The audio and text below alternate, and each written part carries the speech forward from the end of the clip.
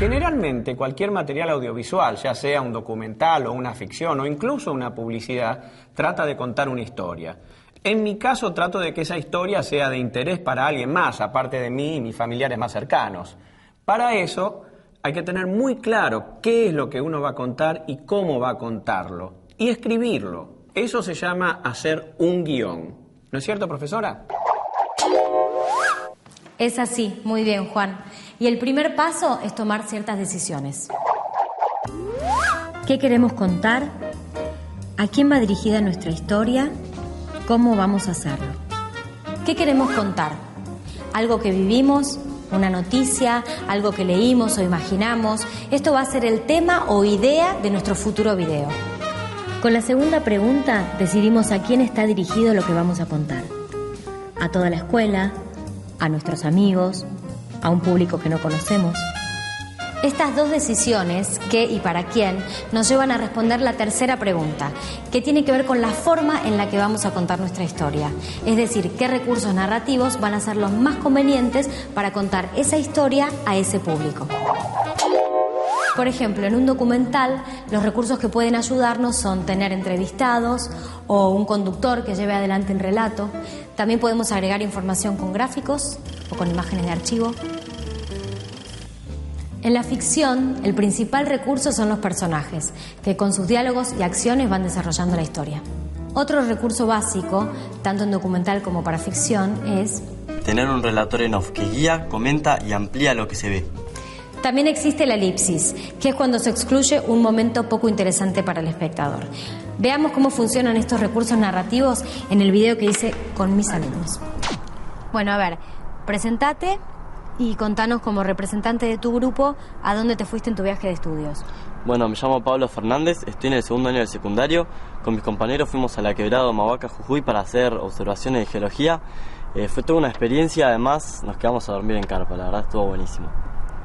Y contanos, no sé, qué vieron, algo que les haya gustado. Vimos los cerros que tienen diferentes colores, la verdad es espectacular, nunca vi algo así. El más importante es el cerro de los 7 colores, que cada color pertenece a una diferente era geológica. Mirá qué interesante. ¿Y hay alguna anécdota especial del viaje que te acuerdes? Sí, pasó algo increíble, nevó. ¿Nevó en Jujuy? Sí, y bastante, y nosotros que estábamos preparados para el calor. Los guías querían volverse, pero nosotros queríamos quedarnos y terminar los días que faltaban. ¿Y entonces qué hicieron? Bajamos al pueblo y conseguimos alojamiento en una escuela.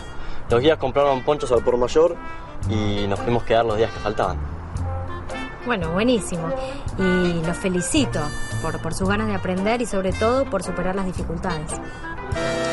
Esto me sirve para explicarles que en un material audiovisual, ya sea ficción o documental, consta de 3 momentos fundamentales: presentación, desarrollo y desenlace. Bueno, me llamo Pablo Fernández. Presentación es cuando se da a conocer al espectador el tema y los personajes. En este caso es cuando Pablo, el protagonista, se presenta y nos cuenta a dónde se fue en su viaje de estudios. En el desarrollo se brinda más información sobre el tema que se está hablando y en el caso de haberlos se presentan los conflictos con los que se encuentran los personajes para lograr sus objetivos. Pasó increíble, nevó. El desarrollo sería lo que Pablo contó sobre los cerros jujeños y sobre el conflicto con la sorpresiva nevada.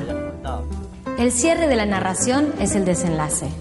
Ahí vemos si el personaje logró o no sus objetivos y si las hay, a qué conclusiones llegamos. Los guías compraron ponchos al por mayor. En este caso es cuando Pablo explica qué hicieron para poder quedarse y yo lo felicito.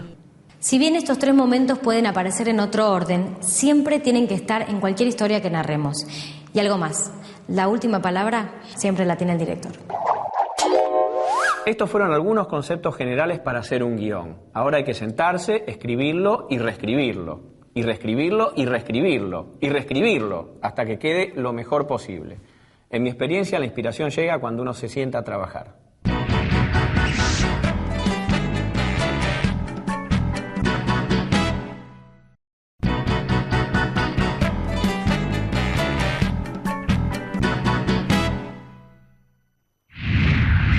Si están decididos a realizar un video y ya tienen listo el guión, ahora hay que convertir esa idea en imágenes y registrarlas.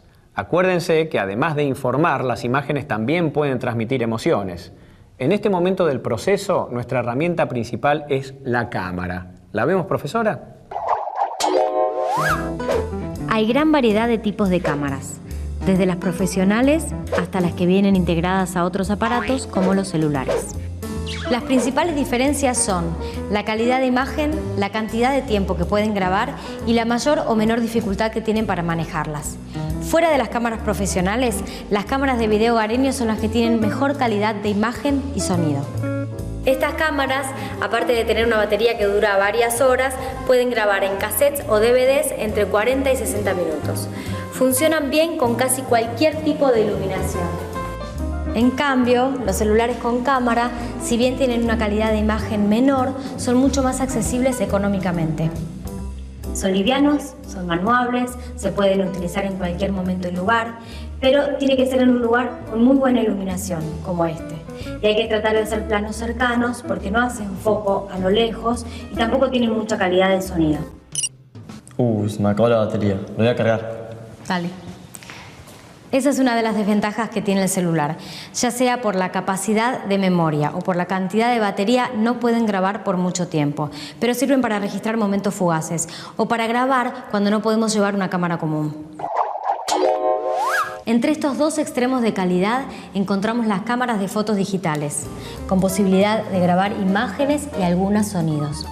Al igual que los celulares, no fueron hechas específicamente para filmar, pero pueden ayudarnos. Cuanto más completas son, mejor es la calidad de imagen y sonido. Me cuesta mantenerla estable. A ver, espera. Al igual que con las cámaras hogareñas, podemos poner un trípode y así lograr una imagen más estable. Estabilidad, foco, tiempo de grabación, luminosidad. No te preocupes si no tenés la mejor cámara. Más allá de la calidad de la cámara, trabajá para que tu historia se vea y se entienda lo mejor posible, porque lo más importante es lo que vos querés contar.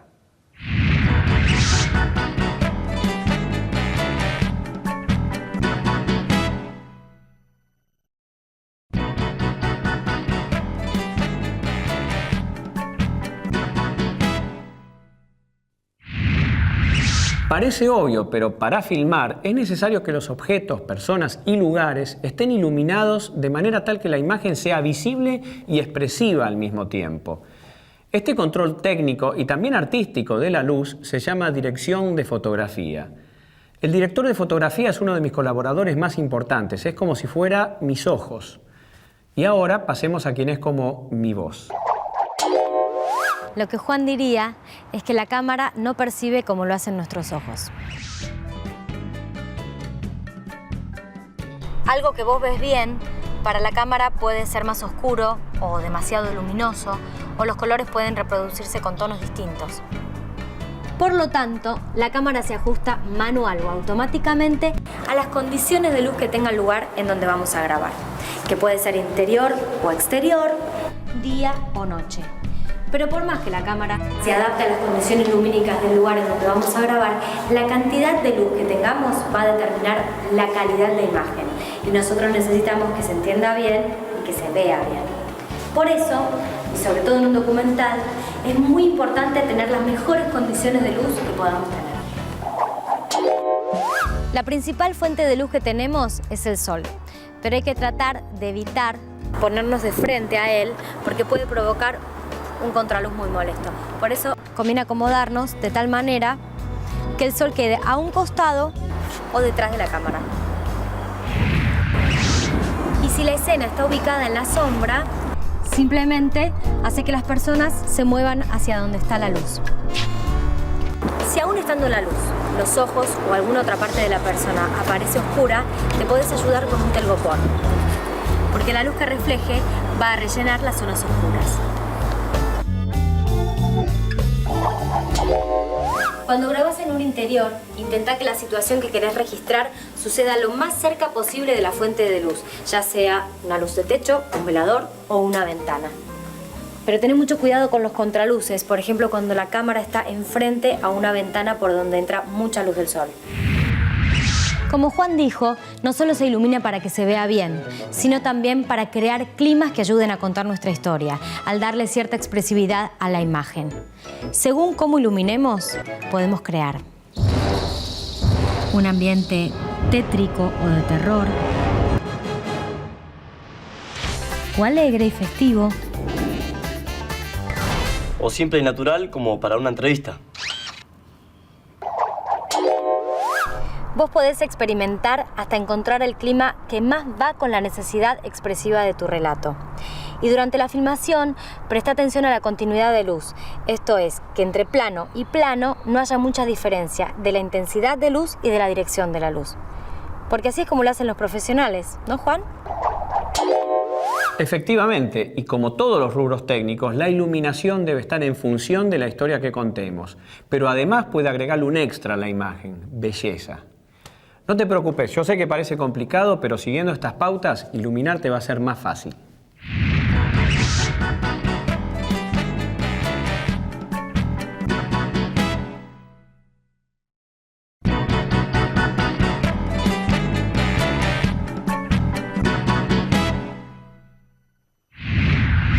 Cuando ves una película o cualquier material audiovisual, la imagen es lo que más llama nuestra atención, pero ojo, el sonido también es muy importante. No solamente para los diálogos, sino también para generar climas y transmitir emociones. Por eso es muy importante que lo trabajemos ya desde la grabación de nuestro video. ¿Empezamos? Dale, Juan. Y empezamos por la toma de sonido durante la filmación, que suele llamarse registro del sonido. Generalmente vos vas a grabar con el micrófono que tiene incorporado la cámara de fotos digital o el celular o la cámara de video. Pero tenés que tener cuidado, porque los micrófonos no captan el sonido como lo hace el oído humano. Mirá, presta atención. ¿Escuchaste? Este sonido es el ruido del ambiente en donde estamos grabando, que es un poquito molesto y está entrando por el micrófono de la cámara. Los micrófonos, a diferencia del oído humano, no pueden seleccionar un sonido. Esto quiere decir que si en un ambiente hay varias fuentes sonoras, el oído humano puede seleccionar y focalizar lo que quiere escuchar, es decir, por ahí prestar atención a un solo sonido. En cambio, los micrófonos captan todos los sonidos con la misma intensidad. Por eso los profesionales, para solucionar esto, utilizan un boom con un micrófono direccional que solo capta los sonidos que se emiten enfrente a él. Pero vos, que vas a grabar con el micrófono que tiene incorporada la cámara, tenés que tratar de estar lo más cerca de la persona que está hablando, es decir, cerca de la fuente sonora principal, para tratar de registrar lo mejor posible el sonido y que no entren otros ruidos.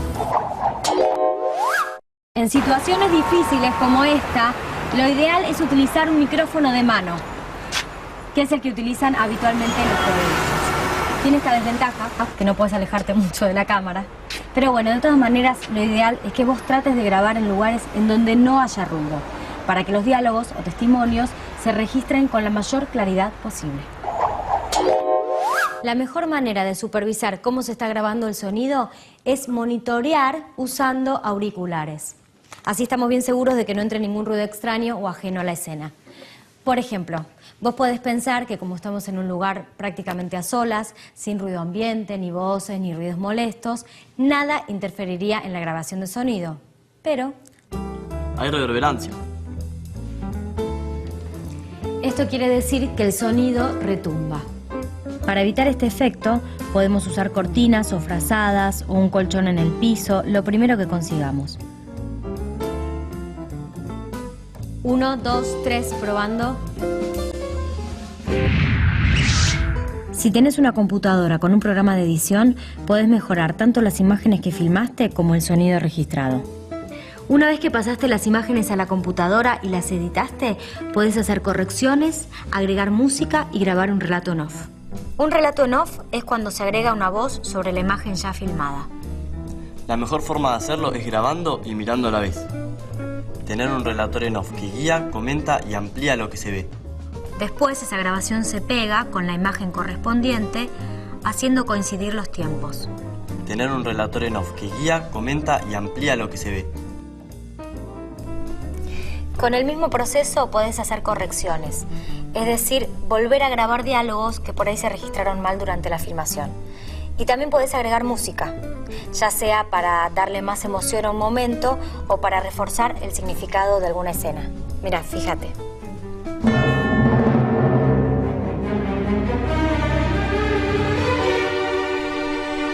Con esa música parece que nos fuéramos a pelear.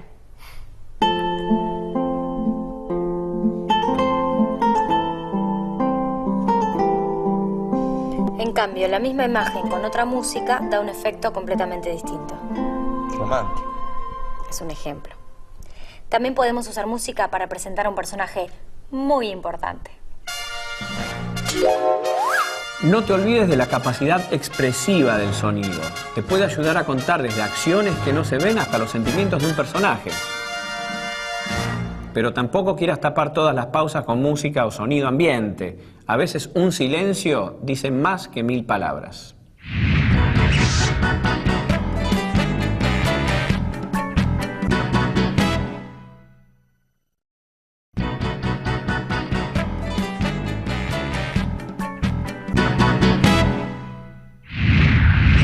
Cuando estás haciendo un documental, la entrevista es uno de los recursos más importantes que tenemos para buscar y brindar información.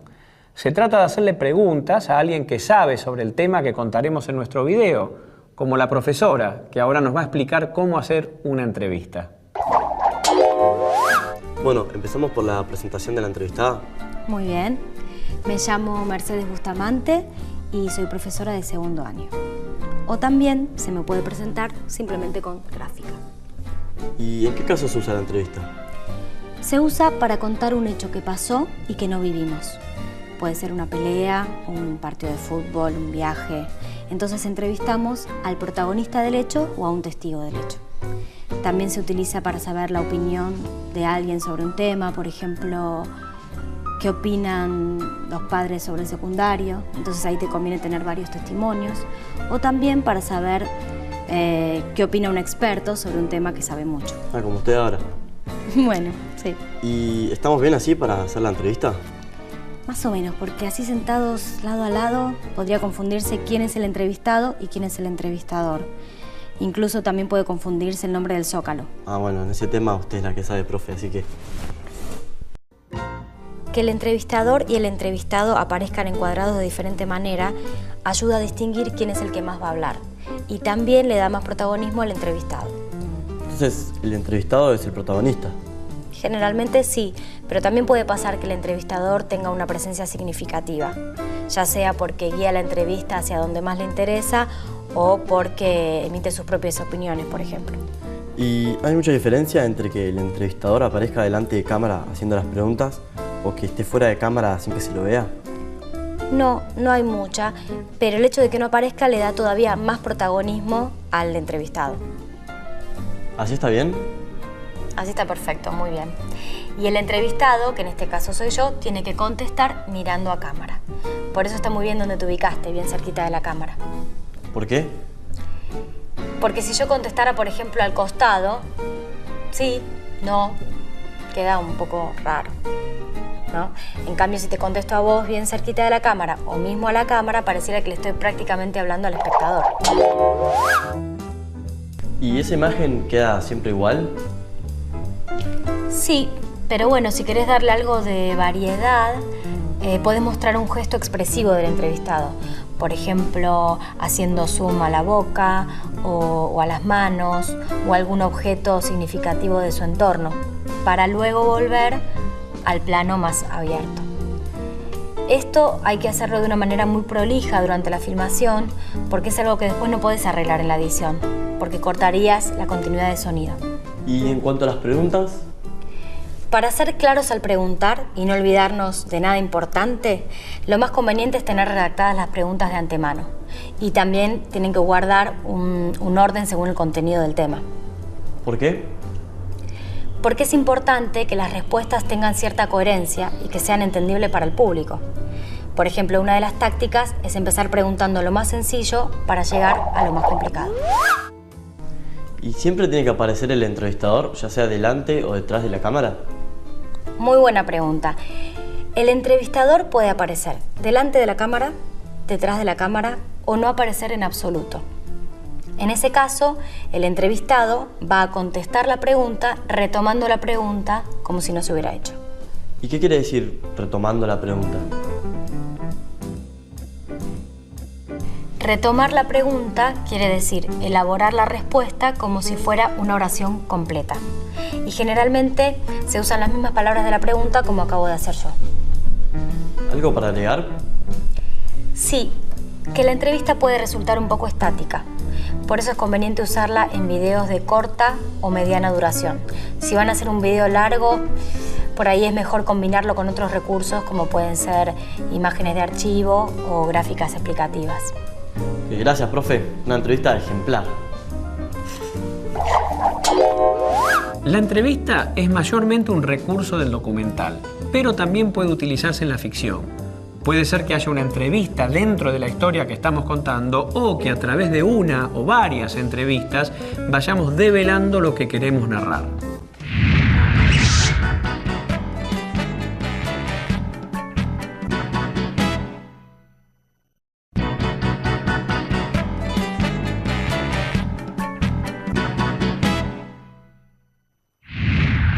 Si ya tenés un guión escrito y la cámara para registrarlo, podrías empezar a grabar. Pero conviene que estés al tanto de algunos recursos del lenguaje cinematográfico que te pueden ser muy útiles a la hora de narrar. Porque como bien dice la profesora... Una sola imagen puede decirnos muchas cosas. Por eso cuando filmamos hay que tener en cuenta sus posibilidades expresivas en cuanto a encuadre y movimientos de cámara. Lo que encuadra la cámara se llama plano. Hay distintos tamaños de planos, según lo que queramos mostrar. El plano general sirve para describir un lugar o para mostrar las acciones de una o varias personas. El plano medio es desde la cintura. El primer plano abarca el rostro desde los hombros. Permite apreciar las emociones de la persona y da más intimidad. El plano detalle en general se usa para llamar la atención sobre algo.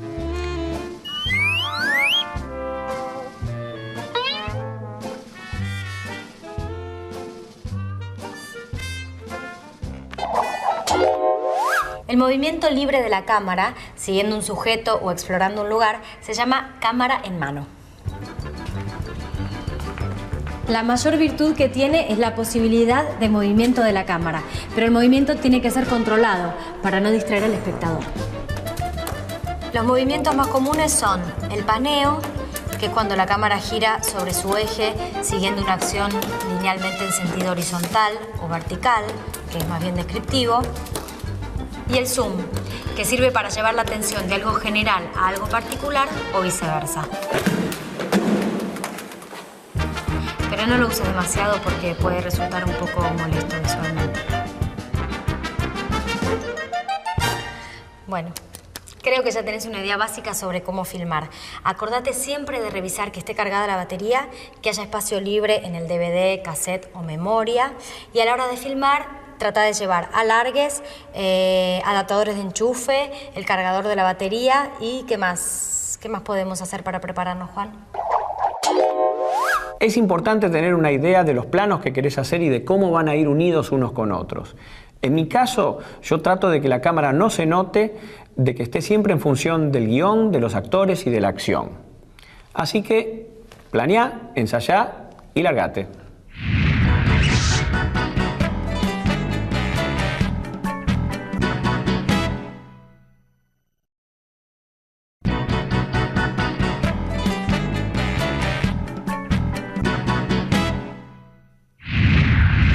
Una vez escrito el guión y grabado, llega la etapa de la producción audiovisual que a mí más me gusta, es el montaje o la edición. Se trata de darle forma final a todo ese material para mostrárselo al público. Para eso vamos a seleccionar, de acuerdo a su calidad, las imágenes que realmente necesitamos y las vamos a unir, dándole sentido, continuidad y ritmo. Y además de ingenio, entonces, ¿qué necesitamos para editar, profesora? Principalmente necesitamos una computadora y un programa de edición.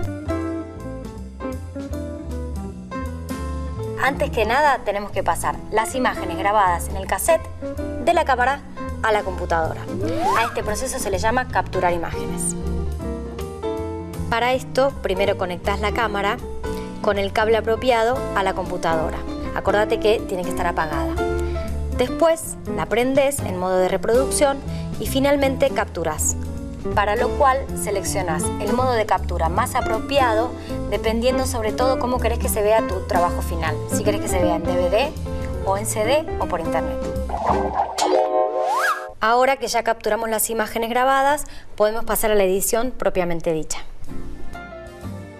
Empezamos llevando a la línea de tiempo, que es esta parte de la pantalla, las tomas elegidas.